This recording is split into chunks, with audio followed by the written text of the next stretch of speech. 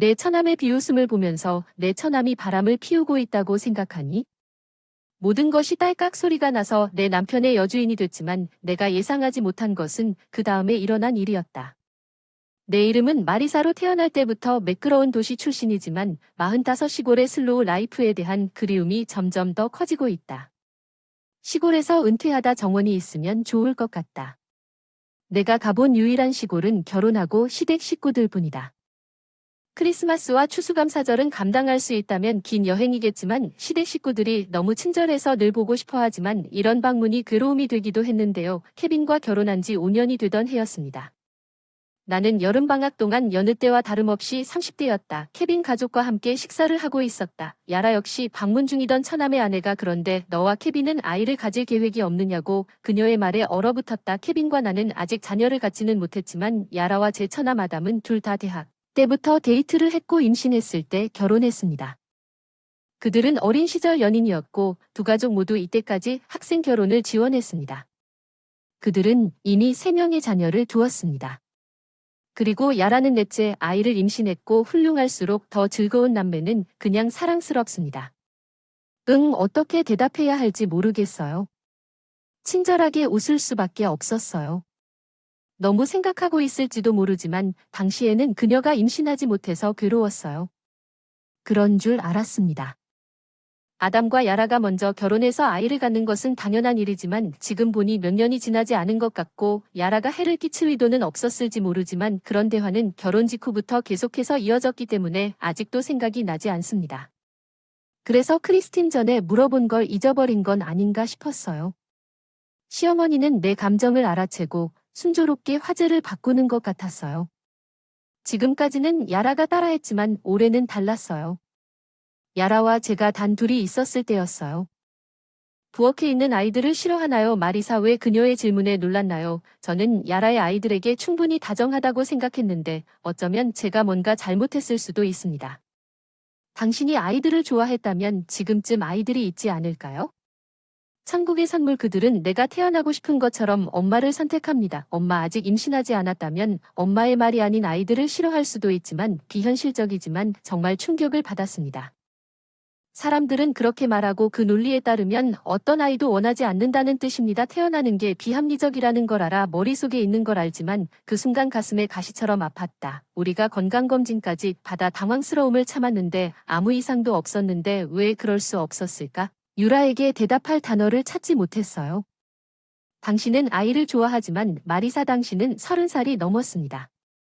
여유를 가지면 서두르게 할 수 없을지도 모릅니다. 이 작은 아이에게 사촌을 주어야 합니다. 야라는 배를 문지르며 미소를 지었습니다. 그럼에도 불구하고 나는 아이가 없는 야라의 행동에 대한 임신에 대한 온라인 토론을 보았지만 설명에 적합했지만 그녀가 해를 끼치려는 의도가 없다고 믿고 싶었습니다.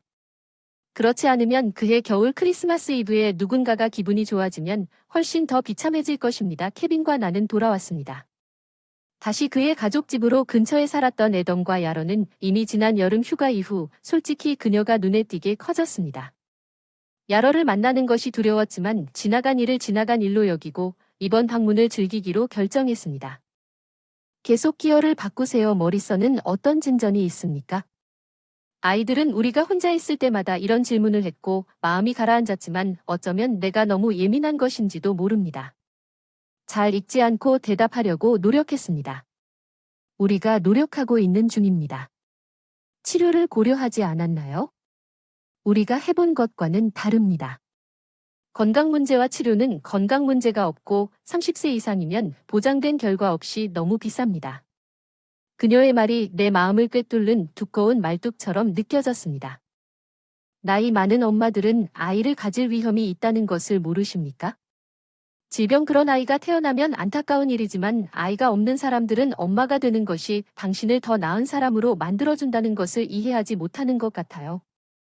하지만 그렇게 할 수 없다면 케빈과 이혼하는 게 그 사람에게는 공평한 일이죠. 말문이 막히네요. 배가 아프다고 거짓말로 변명하고 나갔다. 빨간 눈이 나를 케빈 가족들에게 배신할까 과몰래 화장실에서 울었다. 다행히 야라가 배는 괜찮냐고 유쾌하게 웃어도 아무도 눈치채지 못한 것 같아 화를 냈다. 임신이 안 돼서 괴로워하고 있고 케빈에게 부담을 주지 않으려고 노력했어요. 아이를 못 낳아서 괴로워요. 나 자신도 헤매고 있었거든요. 이 걱정이 너무 괴로웠어요. 그날 밤. 모두들 자고 있었는데 물을 얻으러 아래층으로 내려가 거실의 불빛이 야라의 휴대전화를 들여다보고 있는 것을 보았는데 그녀가 물을 한 방울도 얻지 못한 채 그곳에 혼자 앉아 있었는데 먼저 잠자리에 들었다며 이렇게 말하는 것이 이상하다는 생각이 들었습니다.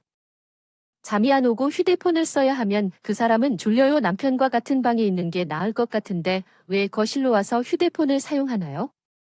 그 드라마는 그만둬야 한다고 속으로 다짐했고 야라는 휴대폰을 테이블 위에 두고 화장실로 갔다. 나는 의도치 않게 불륜의 목격자 같은 느낌을 숨겼는데 산책하러 가면서 야라의 휴대폰을 지나갔고 케빈이 방금 받은 새 메시지를 보았다. 케빈이라는 사람과 이야기를 나누면서 내 마음이 떠올랐습니다.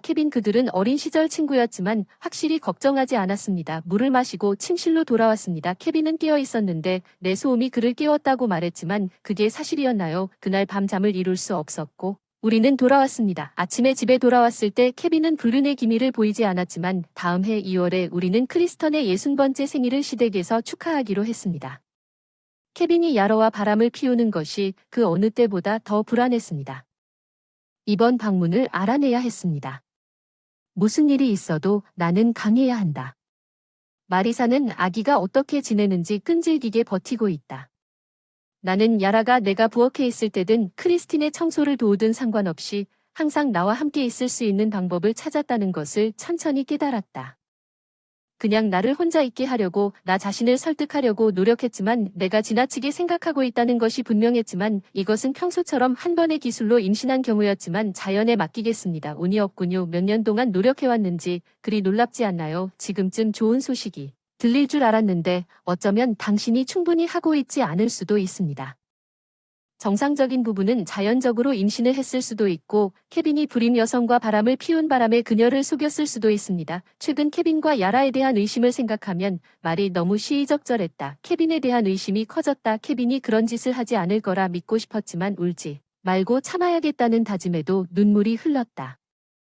내 눈물을 담기 위해 내 드레스 자락을 꽉 쥐고 있었어. 넌 본색을 보여줘서 나가라고. 케빈이 야라 손목을 잡았다고 해서 그의 부모님이 도착해서 이건 참을 수 없다고 말했어. 야라 응 무슨 일인지 혼란스러웠어. 난 혼란스러웠어. 너에 대해선 다 대담한 말을 들었어. 안에 야라에게 그런 말을 하려던 케빈의 말투는 부드러웠지만 그의 얼굴에는 분명한 분노가 보였다. 그의 부모님은 야라를 노려보았고 나는 아담도 거기에 있다는 것을 알아차렸다. 야라가 케빈에게 반박했다는 증거가 무엇이라고 말해야 할까요? 당신은 불성실한 거 맞죠? 우리는 이미 조사했어요. 케빈이 이런 말을 했어요. 저는 충격을 받았어요. 방금 야라의 불륜이 케빈과 연관되어 있다고 의심했는데 당신이 야라의 불륜 파트너가 아니라고 무심코 말했어요. 케빈은 정말 놀란 표정을 지었어요. 왜 저를 그렇게 생각하시겠어요? 난 너에게 헌신한 적밖에 없어. 넌 내 사랑이 부족하다고 생각했어. 내가 헷갈리지 말라고 했는데도 양말을 뒤집어 놔서 내 사랑이 부족하다고 생각해서 부모님이 웃으시는 동안 케빈의 얼굴을 그렸어. 어쩌다 이렇게 우물이 생겼는지 우연히 케빈이 보낸 메시지를 봤어. 야라 전화하고 너는 그 시간에 깨어 있었어. 눈물이 날 뻔했다고 설명했어. 케빈이 다른 사람에게 내 이름을 대고 얼굴을 손바닥으로 치켜 세웠어. 그의 부모님은 낄낄거렸다. 그 사람의 눈은 너에게만 있어. 나 말고 너 외에는 아무도 없을 거라고 약속해. 케빈이 내 머리를 부드럽게 쓰다듬으며 안심시켰다. 케빈과 야러의 사건에 대한 나의 두려움은 물론 확실한 증거가 없는 오해에 불과한 것 같았습니다.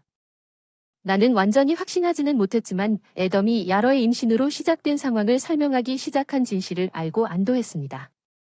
애덤은 항상 믿었습니다. 하지만 야라가 그에게 초음파 사진을 거의 보여주지 않았고 크리스마스 이브 방문 직전에 집을 수색한 후 아담이 초음파 사진을 발견했을 때 그는 의심스러워졌습니다. 불륜으로 인해 그는 즉각적인 이혼을 고려했지만 그 대신 다른 남자를 확인하기 위해 필사적으로 케빈과 그의 부모의 도움을 받아 야라의 활동을 모니터링했지만 출산이 가까워지고 남자의 신원이 알려지지 않자 아담은 좌절하여 가족의 도움으로 야라와 맞설 계획을 세웠습니다. 그리고 케빈은 그녀에게 진실을 강요하기로 결심했습니다. 그때 나는 실수로 내 임신에 대해 불쑥 말하여 그 순간 모든 사람에게 개입하도록 촉구했습니다. 이제 모든 것이 엉망이 되어 야라를 구석구석에 몰아넣는 것이 더 현명했어야 했습니다. 내가 아담의 불륜에 대해 마리사에게 상의했더라면 좋았을 텐데요. 웃었지만 가족들이 야라의 가혹한 말들로부터 나를 보호하고 싶어 한다는 사실에 감동받았습니다. 케빈이 말한 와중에 잠깐 마리사가 그 이름을 알고 있었는데 케빈 야라가 그녀를 노려보며 아담과 케빈의 부모도 같은 생각을 했지만 야라만 대답했습니다. 나는 바람을 피우지 않았고 이야기는 아담스가 목소리를 높이며 갑자기 얼굴이 생각났어요. 아, 혹시 우리 결혼식에 온 고등학교 친구 케빈일까요? 야라가 충격의 말을 잃었고 다른 사람들은 모두 그런 것 같았습니다. 케빈이 그 사람에게 전화하면 안 되는지 깨닫고 소리쳤던 것을 기억하세요. 그는 이 근처에 산다고 하더군요. 야러가 내 손을 창백하게 잡고 떨면서 제안했습니다. 그에게 전화하지 마세요. 그녀의 얼굴은 창백했고 그녀의 손은 조금 떨고 있었습니다. 야러이프 그렇게 싫다는 건 야라가 말을 더듬는 케빈이 말을 더듬는 순간 그 사람이 바람 피우는 사람이라는 뜻이야. 제대로 대답하지 않으면 케빈에게 전화할게. 아마도 모두가 용서할 수 없는 분위기를 조성하고 있었기 때문일 것이다. 야라가 약하게 그렇다고 고백했다. 생각해보면 야라는 우리 결혼식에서 케빈을 만났다고 말하는데 케빈이 그곳에서 그녀의 친구였기 때문에 그들은 아는 사람이었던 것 같습니다. 야라는 자신의 결혼 생활이 약간 진부하다고 느껴서 케빈에게 가정적인 좌절감을 짧게 표현하기 시작했습니다. 초기 관계는 벤트 파트너와 같았지만 야러는 꽤 오랫동안 케빈에 대한 감정을 품고 있었으므로 가끔 힌트에도 불구하고 어른 케빈에게 완전히 빠졌습니다. 처음에는 결혼 때문일 수도 있고 그냥 눈에 띄지 않았습니다. 인정받지 못해서 연락도 잘 안 하고 우정도 아담에게 눈에 띄지 않게 됐지만 아담이 출장을 간 사이에 함께 술을 마시면서 상황이 바뀌었고 그때 애덤이 아이를 임신하게 된 것도 그녀가 지나치게 과하게 행동하는 이유다. 끈질긴 임신 결혼식 직후 케빈이 야라에게 무심코 내 형수는 예쁘다고 말했던 게 분명해졌지 않지만 그를 좋아했던 야라에게 이 말은 처음에는 엄청나게 굴욕적이었습니다. 그녀는 처음에 그녀가 아이를 가지면 케빈이 나를 단순히 예쁜 여자가 아니라 존경할 만한 이모로 볼 것이라고 생각했습니다. 돌이켜보면 그녀의 초기 질문은 실제로 아이들에 대한 계획을 묻는 가벼운 것이었지만 우리 사이에 아이가 없었고 나는 외모와 체격에 거의 변함이 없었기 때문에 그녀는 마리사가 아름답게 지내면 케빈이 어딘가에서 그녀를 만날 것이라고 말하면서 여자로서 나를 질투하게 되었습니다. 여자로서나 존재로서 나보다 열등한 그 불임 여자가 그 아이를 잘 낳을 수 있다는 게 뭐가 그렇게 좋은 건지 내 관점에서 볼 때 모든 면에서 정말 번거로운 일이라고 비난하는 것뿐이다. 나는 결혼했고 내 케빈을 사랑한다. 다른 케빈과 나 사이에 무슨 일이 일어날 가능성은 전혀 없지만 결혼했음에도 불구하고 다른 사람과 사랑에 빠진 야라의 경우 케빈을 사랑한다면 왜 이 결혼을 계속했는가에 대해 아담이 야라에게 처음에는 사랑한 적이 있다고 엄하게 물었습니다. 하지만 감정은 주체할 수 없어 어쩔 수 없지. 야라의 변호는 사랑에 빠진 처녀처럼 들리지만 실제로는 대답이 아니었어. 그런 말을 하는 야라의 감정을 아무도 이해하지 못했어요. 야라는 반항적으로 괜찮다고 했죠. 제대로 이혼할게요. 그리고 아이를 돌봐라. 그런 것이 아니다. 바람을 피웠을 때 아담이나 아이들에 대해 생각하지 않았느냐? 아이가 셋이었는데도 아이들의 감정을 이해할 수 없다. 야라가 아까 나에게 퉁명스럽게 말했던 사람들은 말할 것도 없다. 이게 내가 그녀에게 복수하고 분노로 얼굴이 붉어지는 방식이라는 걸 아무도 모르기 때문에 아이들의 감정을 이해하지 못합니다. 마리사는 케빈과 시댁 식구들이 아끼는 아이를 갖지 않았음에도 불구하고 무슨 일이 일어날까요? 내가 이 가족을 위해 상속자들을 낳았다는 걸 왜 내가 쫓겨난 거지. 내 잘못이 아니야. 이런 일이 일어난 건 너희 모두의 환경이야. 야라가 울고 비합리적인 이론을 내뱉고 아담을 손에 쥔 그들의 부모가 혐오감을 표시해 케빈은 한숨을 쉬며 사실 당신은 낭만적인 감정을 통제하지 못할 수도 있지만 두 머리카락을 쫓는 사람은 둘 다 좋아하지 않는다는 것을 기억하십시오. 내가 침착하게 말했고 크리스틴이 내 옆에 끌어안고 그게 정말 사실이라고 말하면서 미안 마리사. 내가 들어와서 야라의 말을 들었을 때 임신에 대해 야라가 그런 대우를 하고 있다는 것을 몰랐기 때문에 나는 여자로서 겁이 났어요. 그녀가 임신하지 않은 사람들의 고통을 눈치채지 못한 것은 이해하기 어렵습니다. 특히 시댁 앞에서는 그냥 아이들을 위한 계획이라던가 직장에서도 물어볼 수 있는 주제라 생각하지 않으면 간과하기 쉬운데 크리스틴의 공감 시도는 그 사람 나름대로 이해도 못한 채 정말 감동받았어요. 정말 따뜻한 사람이에요. 당신 잘못이 없다고 하면 이혼을 거부하면 애들 다 DNA 검사를 합시다. 그리고 당신이 동의하더라도 나는 우리 아이들만 데려갈 거예요. 그리고 이혼하라고 아담은 단호하게 말했다. 야라는 절대 안 된다고 외쳤지만 모든 사람의 차가운 시선을 통해 자신에게 더 이상 동맹이 없다는 것을 깨닫고 온유하게 알았습니다. 나중에 확인하기 위해 DNA 검사를 실시한 결과 그녀 안에 있는 한 명을 제외한 모든 아이들이 밝혀졌습니다. 배는 아담스의 이혼으로 이어졌고 아담은 아이들과 함께 살고 있었습니다. 케빈은 당초 책임을 지고 야라와 결혼할 계획이었지만 그의 부모는 가족과 아이에게 고통을 안겨준 후에는 행복할 수 없다고 강력하게 반대했습니다.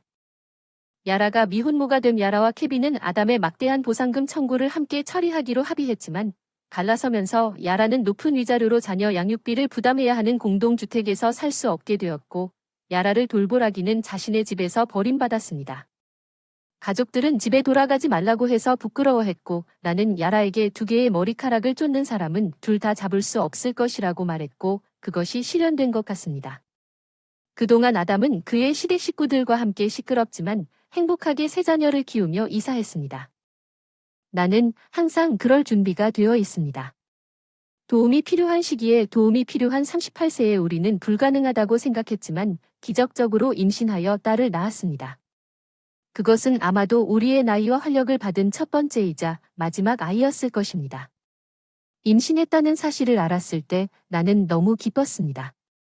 우리에게 태어나고 싶었던 아이는 야라가 여태까지 상처를 안겨줬다는 걸 깨닫고 한순간에 사라져버렸어요. 저도 딸처럼 낯가림이 좀 있어서 박대비도 동네 친구도 힘들지만 다 즐거웠던 것 같아요. 어머니는 자녀를 위해 무엇이든 할 수 있습니다.